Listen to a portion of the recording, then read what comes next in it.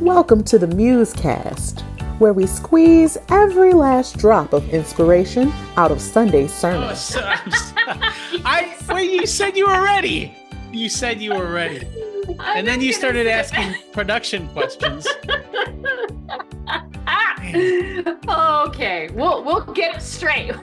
We'll get it going. Well, there we go. Yeah, I'm ready. Happy Muse Day, everyone. So good to be here with you. He's Dan Kent. Now you've got like a whole new setup here. You're like in a chair. Is that a chair? Yeah, it's a chair and a half. It's like a double wide. Just so I can lounge. Because the MuseCast is kind of like loungy and conversational. So I can just kind of it looks like God is wearing a velvet glove and holding you in his hand. That's what it looks like. So it looks very cozy.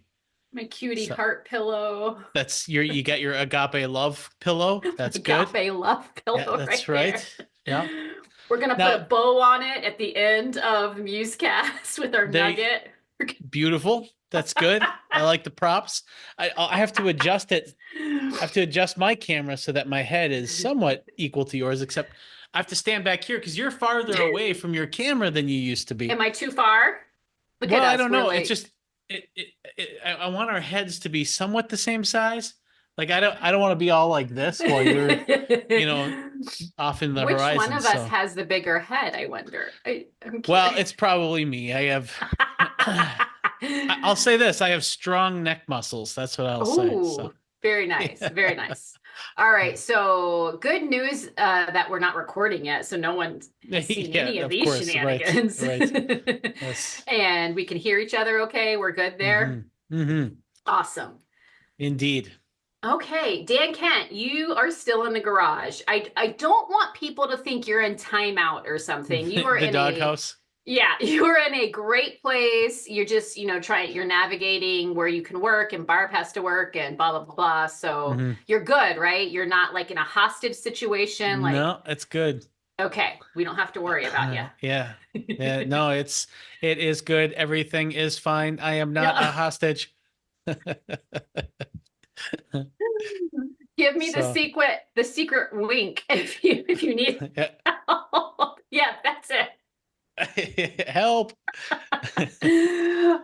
Goodness, Dan Kent. I love seeing you on my screen on Tuesdays. I miss seeing you in person, but I'm happy that you are in some warmer weather. Yeah, it's pretty miserable there, isn't it? It's so cold. Yeah. It is so cold. You guys, and I don't want to be one of those Minnesotans that complains about the cold, but I'm going to be one of those Minnesotans that complains about the cold today because it is so cold.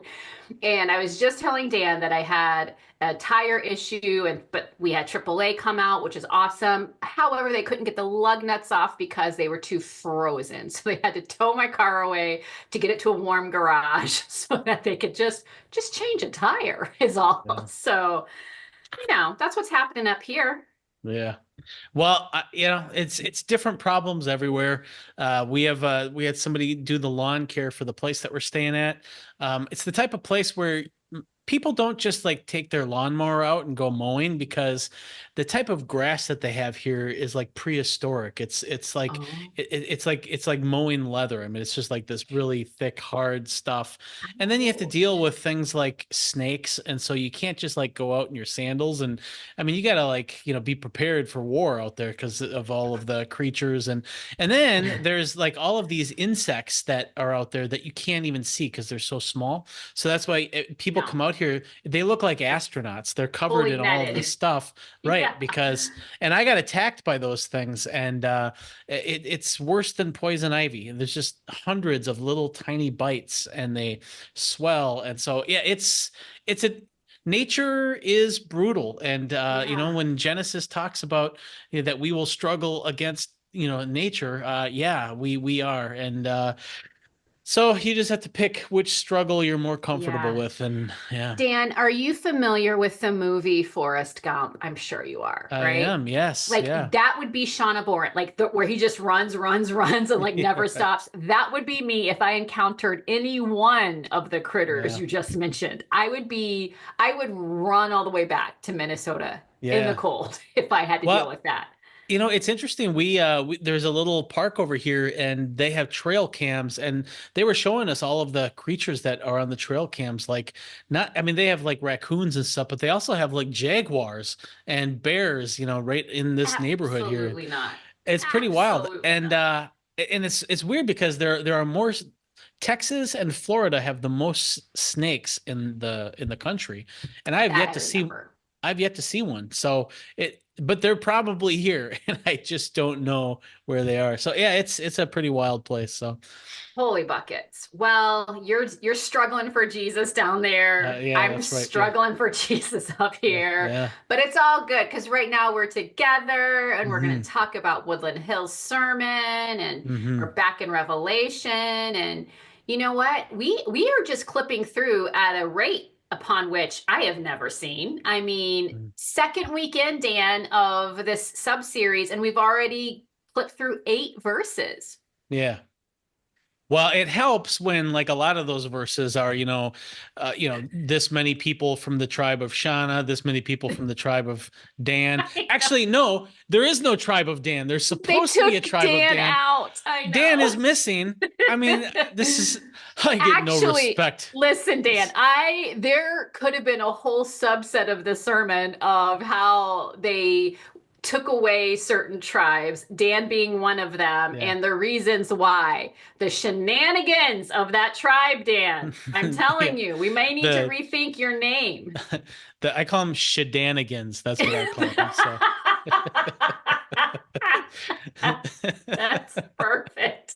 The shenanigans. Oh, well, there you go. Multiples of multitudes. Had to look. Yes.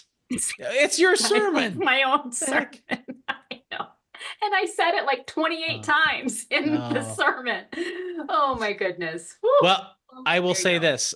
It is a great little sermon. You're looking at Revelation chapter 7, verses 4 through 8. Again, taking big chunks out. And I think we're going to start taking, although when we get to verses 9 to 12, we are going to have a picnic there for a little while. But overall, we're going to start kind of moving quicker. So you're basically looking at this sequence of numbers. Let me grab the text. Hold on a second.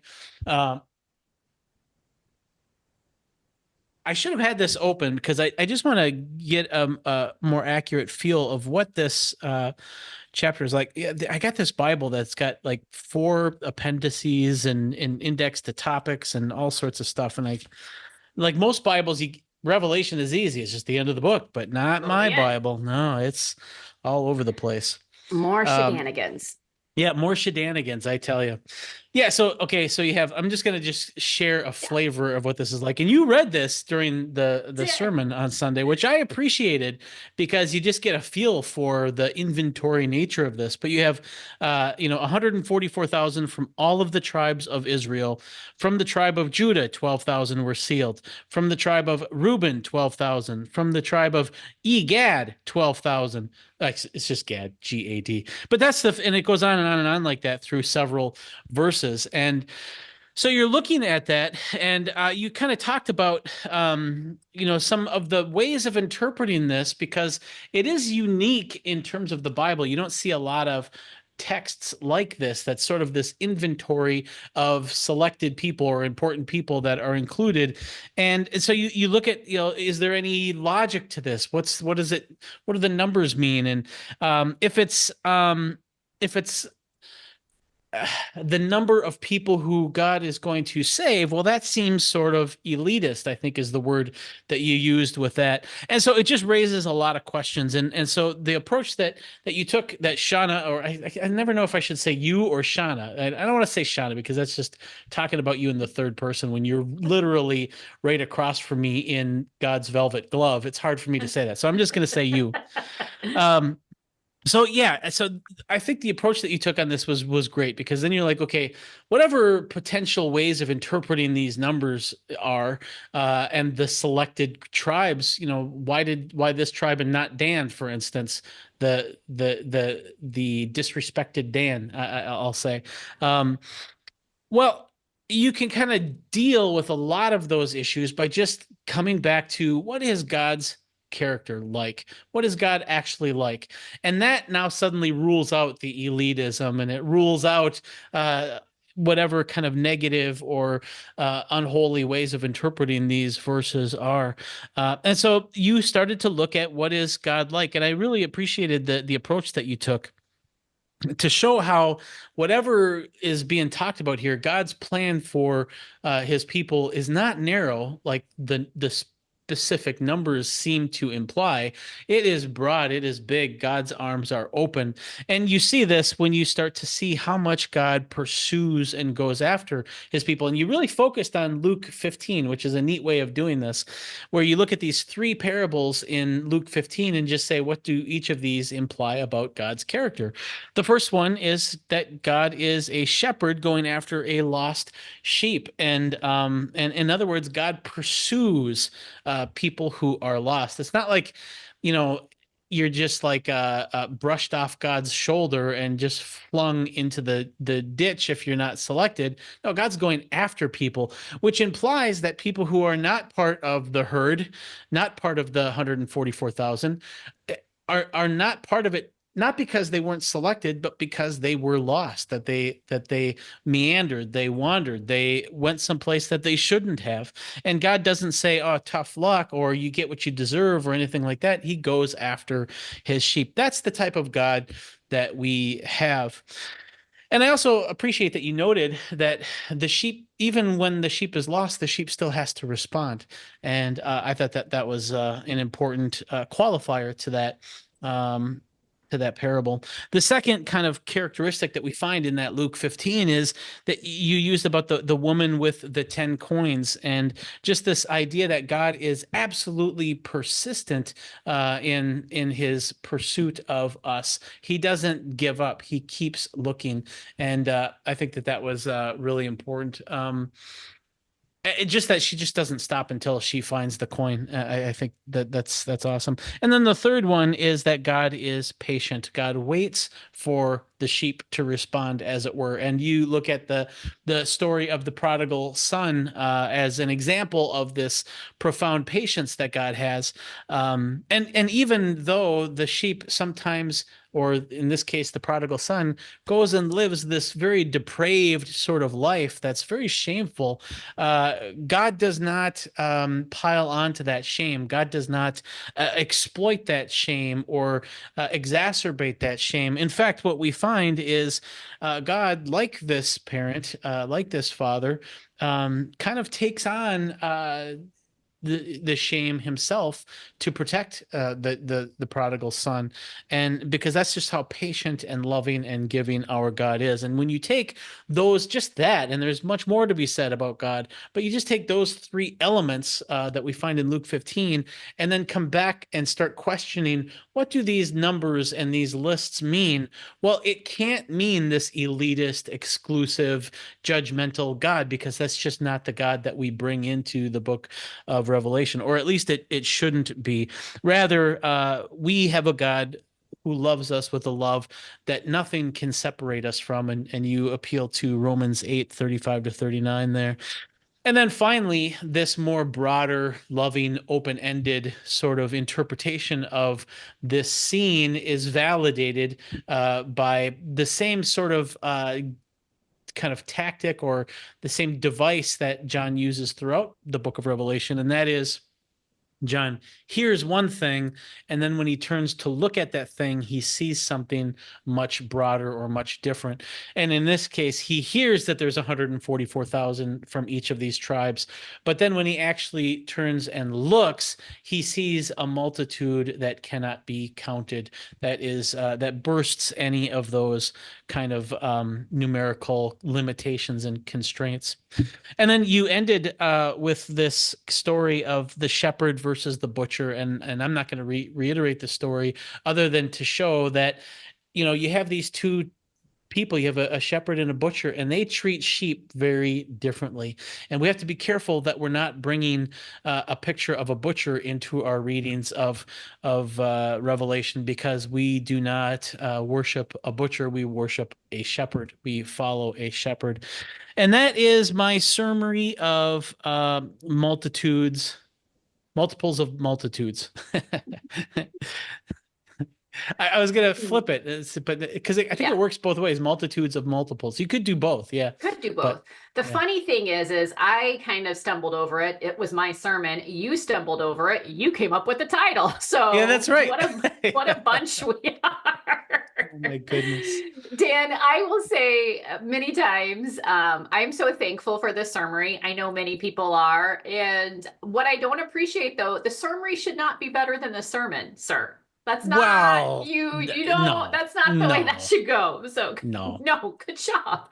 Good job on that summary. I appreciate it. Yeah. I know I just cut you off there. Oh yeah, I was just gonna say the sermon was fantastic. The summary was the one thing that the summary does is it sometimes it lines up things in a quicker way, and so sometimes like when I give a sermon, I discuss something so much and then I move on to the next point, and there's that gap there. It's kind of like when a sentence when you separate the subject from the verb. This is gonna get really nerdy, but when you say Shawna, who was the daughter of a great person and from the state of Texas, wept when it got too cold. You can separate, instead of just saying Shawna wept when it got too cold, you have all that, stuff in the middle. And I think the same thing is true of sermons. You have to describe things in the sermon, but the summary, you can just say Shawna wept when it got too cold, and it brings a different punch to it. Yeah, absolutely. I love that we do it. I think it's great. And I still say as much as possible for people to watch the sermons, because you do get different things, and we can't cover all the things here. That's right. But I will say, very nicely done. Thank you. Yeah, this was interesting because we are in a specific text, Revelation 7. We aren't, about ignoring aspects of the text, especially when it's a relatively short chapter. And so when we were looking at this, there have been literal sermons upon sermons upon series upon sermons and books and debates and theological discussions about the tribes. And I didn't have a desire, nor did I have time to kind of do all of that, because I really wanted to get at the theme of the series, which is flock of the lamb, which is, we see Jesus as shepherd. And so I wasn't sure how many people had heard of or wrestled with or wondered about this 144,000. So that's always tricky, because you have your own personal experience, your own personal history with something in a text, but it doesn't mean everyone's had that experience. And so whereas I have heard, not in my life, but just surrounding places, a literal interpretation of this, I didn't know. I didn't know if that would be something that people had struggled with. And thankfully, not thankfully that they struggled, but thankfully people have reached out to say, you know what, I have struggled with that because of hearing a more literal teaching and just not knowing what to do with that when you think of the all-encompassing heart of God for all of us. So yeah, that was kind of cool. It is interesting to see which tribes were swapped out for others and the reasons why. Sorry, Dan, RIP. And then in all honesty, I'm not like the numbers aspect of it, the numerology of it is intriguing to me, but not as much as it is to Greg Boyd, or maybe not even as much as it is to you. I'm not sure where you fall on that spectrum of stuff. Like, I'm like, oh, that's interesting, but some people really like to dive in to see like, ooh, all the symbolism. I think it's great. that's not where my brain goes. So I think I'm in the same boat as you. It's a necessary intellectual burden to understanding the text, but I can appreciate what John is doing there, and there is a profundity to it. And once you kind of figure it out, there is a wow factor there, but it is a lot of work. And like, it would be really nice if John included a key. That would be really helpful. Absolutely. But, yeah. If he just, go to this diagram, look at this chart, this number, this, but he didn't do that for us. So anyway, and then the parable in Luke 15, the three parables. Well, some people say it's one parable, three, whatever, it doesn't matter. The stories in Luke 15, I thought, now, of course, there are many throughout the New Testament, but I just love how that particular section of scripture captures a beautiful picture of God's heart for us. And yeah, and so there's a lot that could have been said about who we are as sheep. Some of it really adorable and cute and amazing. Some of it not so adorable or cute or Right. amazing. Yeah. There's a lot that could have been, I mean, even just the story of the prodigal son, that's a sermon in and of itself. You know, there's a lot you could go Well, that just thinking yeah. of the culture and the time and what all that represented. Yeah, it was just kind of weird and cool. But Mhm. ultimately, yeah, wanting to show the difference between a shepherd and a butcher. And when I heard that story, I was just flabbergasted by it and knew that I wanted Yeah. you guys to be flabbergasted by it It as was a well. So great, there you it was go. a great story. Yeah, definitely. Yeah, well, and it's one of those stories too where kind of the joke at seminary is, well, that'll preach. That's Yeah. definitely one of those that'll preach sort of stories. Yeah, for sure, for sure. Uh, We did get in a cutesy little question, and I say cutesy because it made me Cutesy. laugh when I read Yeah, it. good, good. Yeah, let's do Okay. it. All right, cool. I'm gonna pull that up. Oh, here we go. So many different. Okay. Um, this is from RT. Hey, RT. Thanks for sending in your question. Um, they say that they were suddenly struck by the fact that the magnificent celebration of the return of the prodigal is highlighted by preparing the fatted calf, not by preparing a special vegetarian dish. Though I may assume any vegetarian would be welcome at the celebration. Mm. More of a quandary than a full-on question, but it did make me chuckle because I too was like, I think I maybe even like reacted to fatted calf Yeah. because I don't eat that. So, but yes, I will say vegetarians would have been welcome. But Dan, I'll let you properly Mm. dissect that comment from Well, yeah, RT. and I haven't refreshed my memory on some of the research and all of the academic stuff around the fatted calf, other than to say uh, there there it was a rare sort of thing, and that's why it was a big deal.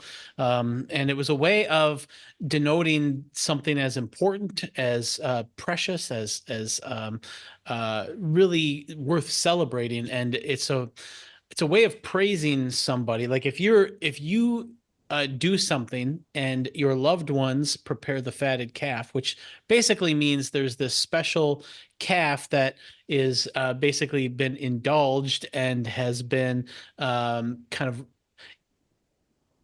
made to be succulent to eat and treated and raised in a way specifically for delicious eating. And if the family uses that for something that you did, it's a way of putting you up on their shoulders in celebration and having that shared joy, the joy of that succulent food. And so what how come the calf has to suffer for that is sort of the implicit question that I see in that. And I don't think that it's a good thing. I don't think that it's a godly thing, but that was definitely a cultural thing. And you can Mhm. understand how it became that, because um it is really delicious when you eat food that has been prepared like that. And especially when you are in a culture and in a part of the world where you don't get a lot of fats. Part of what is so delicious about food is when you have fat, and especially if you have salt and fat or sugar and fat. Like chocolate is basically sweet fat, is what it is. And there's something so delicious, and it's the endorphins that it releases is gives you like these incredible pleasurable feelings, and you're in a place in the world where you don't get that a lot. So that's gonna, now we live in a culture where that's all we get. That's all we eat are fatted stuff. And even when you get like lean chicken, let's say, if you were to go to the store and get lean chicken, it still has 4 or 5 times the fat content as a normal chicken did 100 years ago, because everything has been raised to create that endorphic reaction and with that fat. And so it doesn't have the same sanctity that it would have had back then. I'm really over explaining this, I know. But I think that I guess what I would say is this is definitely an accommodation to that part of the culture. And I don't think personally that the kingdom of God will have slaughter of animals, because we're told that in God's kingdom, the lion will lay down with the lamb. That's sort of an indicator of this is the type of kingdom, this is the type of creation that God wants.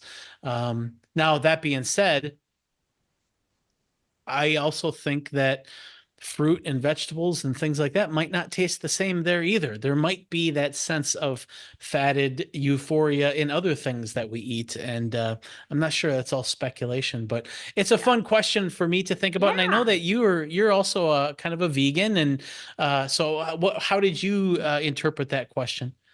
Yeah, interestingly enough, I even in the question saw a point that I was trying to make in the sermon, and to me, it's just another example. Shawna's opinion, purely Shawna's opinion. It's just another example of the lengths that God goes to relate to His people, because creation. I think we were meant to be together, and we were given dominion over the animals and the land and all of that stuff. And dominion doesn't, it means to care for. And so whatever your opinions are about that, my opinion is that a lot of what we have seen is as a result of the fall and things not being perfectly aligned with God's original plan. And so in this, I think He does show up in the culture of the people to speak a language that they understand. And this was definitely a language that they understood. And so,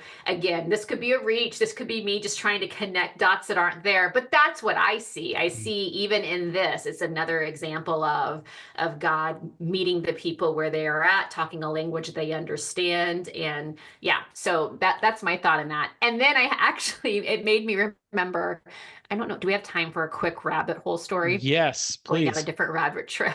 So I don't know if As I've long told you this as long as before. the rabbit is safe in this The story. rabbit is Okay, rabbit is safe. Okay, Yes. good. So when my husband Scott and I were engaged, I remember we had just gotten married. So it was like our first Thanksgiving together, because we got married at the beginning of November. Thanksgiving is at the end of November. And we were spending a part of Thanksgiving with Scott's family up on their farm. And it was a smaller farm that Scott grew up on, but whatever. And so we're sitting there at the table and we're talking, and these two gentlemen come up to the patio door there, and they knock, and they were obviously of a different culture, ethnicity, and all. And so I had never seen them before. I'd never met them, didn't know who they were. And Pop, my father-in-law, was like, "Be right there." And so Pop got up and went and talked to the guys outside, and they go off toward, the fields and stuff. And I just look at Scott, and Scott's like, "Oh, they're here to buy a couple of the lambs." And I was like, that is so cute. Like, I'm thinking, oh, like, do they have kids at home and they're bringing them a pet? Oh, this is so, like, I was just like, this is so sweet. And Scott was like, no, babe, they're going to slaughter it. That's going to be their food. And then I was absolutely horrified. I could not believe I was a part of this family. Like, why would you willingly sell these people this animal that they're going to murder and eat? Wow. I was just, first of all, the naivety that I had in not understanding what was going on. And the realization when it was revealed to me what was going on. It was a very, you know what? It is an act of God that Scott and I survived that first Thanksgiving. Wow. So bad. Yeah. Anyway, that was my story. Rabbit safe, lamb not so much. Lamb not so much, no. Yeah, it's a harsh, brutal world for little critters. And you, I Mhm. tell you what, boy, you see that here in Florida too. They're Do all you? over. Like, yeah, you just, and there are so many turkey vultures here too, and they just hover around looking for dead things. And yeah, it's, Mm-mm. I can't wait for the lion to lay down with the lamb. No That's what I doubt. can't wait Just for. peace, peace, marvelous, Yeah. wonderful peace. That will be Yes. glorious. Yeah. All right, Dan. Well, like we said, this is just week 2 of Hmm. Flock of the Lamb. And we have MLK this next Sunday, so there'll be like a Hmm. bit of a little mini break, and then we go right back at it. Do you just want to give folks a little taste? Nothing too crazy, Dan Kent, but just a little preview of what's to come. Yeah. In the book of Revelation. Yes, sir. Yeah, so I think the main thing that I've been kind of looking at is verses 9 through 12. Yeah. And verses 9 through 12 really kind of looks at what salvation is. And there's still more to be said about the 144,000 and all of that. And we'll probably talk a little bit more about that. But in my mind, what I've been really excited about is, and I might even do my sermon on this, but it has to do with what is the assumed understanding of salvation in the book of Revelation, because I think we get a lot of insight into that in verses 9 through 12. So that's kind of what I'm looking forward to most, I think, and Yeah. that'll be in this series. So That is going to be really good. I'm excited about that as well. All right, Dan Kent, any more pearls of wisdom that are not of the nugget variety? no, I don't. In fact, I just thought of my nugget now. So Okay. I leave it to you since Well, it's your sermon if you want to go first or second.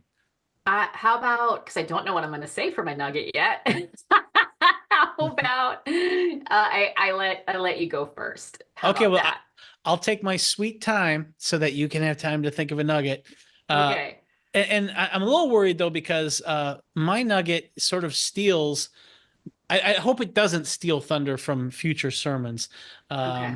So that's my concern. So I think it'll I'm be gonna go okay. with it. I think we got to first, we got to set it up properly. Yeah. We got to do Oh, our nugget dance. well, Come you know, on. if that, but in order to do that, we have to also go to the nugget dance cam, which The is nugget this. dance Okay. cam. Yeah, ready? Yeah. Get Now look at my... that. You're still doing it in your big cushy chair. That's I am. good. You know, So people good. doubted you. People doubted you. They can't, she can't do the nugget dance in that chair. But now we Listen, know. Yes. listen. Shauna Yep. got it done in the big Yep. comfy chair. Yep. Okay, so my nugget is basically from this text. I think I love the insight, and it's such a great, tactic that John uses, this device about what John hears and what John sees and how different they are, and the fact that what John hears is this constrained mass, very large mass, but a constrained number of people that are part of God's kingdom. But then what John sees is this multitude that cannot be counted, and that's really sort of the aha of the text, is that God's love is beyond all of these constraints, and God has these open arms, and I think that that's really cool. But what's what I find interesting there is still there's something in that large acceptance, that large embrace of humanity. There's still something important about the different tribes, and Mhm. we'll see going forward too in I think it's chapter 19, when the kings, the rulers of the earth, who were slaughtered in the previous chapters leading up to 19, but now in chapter 19 you see them resurrected, leading their people into the kingdom, which must mean that they are sanctified, they're redeemed, and all of that, and they're leading their people in.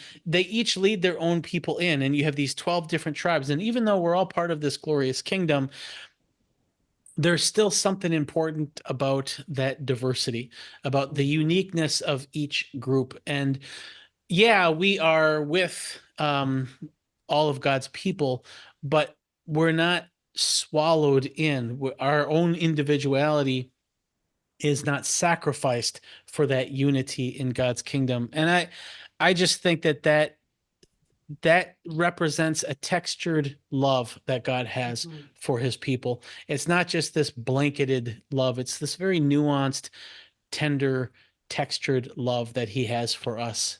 And I that's to me is just so beautiful. And Yeah. it's not really a nugget in the sense of you can't really do anything with that other than for me, it just helps me understand a deeper profundity of God's love for his people. And that is my nugget. I love it. I think it's a great nugget. And I love that descriptive, textured love of God. It is beautiful imagery there. Our nuggets do tie together. And yeah, mine is not like a to-do, but mine's just like a think about this. And it's very similar to what you were saying. One of the things that struck me about the 12 tribes are yes, they were 12 sons of one patriarch, and yet they were distinctly different and had different personalities. And that's what I did say, different territories, different jobs, and all that stuff, and responsibilities. And there's a lot that you could dive into there. And I think that's important. And when I said that God's love is for all and for you individually, I really mean that, and I really believe that. And yet in the back of my brain, I know that we talk about, especially in America, like we have this rugged individualism, this independence, and we just like, don't tread on me, and you're not the boss of me. And so this is different than that. And I want to be upfront about that. Like that's not what I'm trying to celebrate, because I do think we do need one another. We need community. We need the family of God. And I think that's the way it's meant to be. We serve a relational God who wants to be in relationship with us, and we are in relationship with others. So that is not what I'm talking about when I'm saying celebrate the individualness. What I am saying is, like Dan said, it's a textured love, that God loves us all, and yet God uniquely, specifically loves you and me. And the way that he loves Dan may look different than the way that he loves me, because guess what? Dan and Shawna are very different. Our needs are different. Our personalities are different. Our characters are different. And I think that's the beauty of the all-encompassing heart of God and the specific heart of God for you. And so I would say, live in that, lean into that, know that, yes, for God so loved the world, but God so loved you. And in that, as he's loving us and we're in relationship with him, there will be things that are unique to me that I will need to, I don't want to say fix, but yeah, I'll need to like let go of things. I'll need to be refined. I'll need to become more and more like him. But out of that loving relationship, he will reveal those things to me. If I'm off, lost, and wandering like the sheep, and I'm crying out for help, and he comes to me, I don't run from him. No, I allow him to scoop me up and to carry me home. And so that's a whole lot of words. I hope the point's getting across. Just that the immense, expansive love for God is beautiful, and there's room for all of us, and there's room specifically for each one of us. And I think that's a beautiful thing. And hopefully we are encouraged to respond to that love on a consistent basis. That's awesome. There we go. That's my nugget. Yep. All right. Dan Kent, if like RT folks have comments or questions they wanted to send in, where would they do that? You're gonna put that right there. That's where you're gonna put that. That's right. Yep. MuseCast at whchurch.org. We love to see your questions and comments. We love chatting with you. 4 p.m. Central Time, Dan Kent, Central Time, on YouTube. And so we hope that you will be there. Also, don't miss this coming Sunday. It's going to be a great service celebrating the life and legacy of Martin Luther King Jr. and his love of God and his love for God's people. And so I think that's going to be really powerful. And then come right back here next Tuesday, because Dan and I will continue that conversation. That's right. So that it? See you guys. I think I think that is a bullseye. That's what I think. Yes. Was wondering, and it lined up perfectly with your finger. I've been preparing that the whole show. I'm like, okay, is this it? Okay, it's got to be right there. Okay, right good. There. Yeah, right. You did it. Good job. Have a great week, guys. We'll see you next time.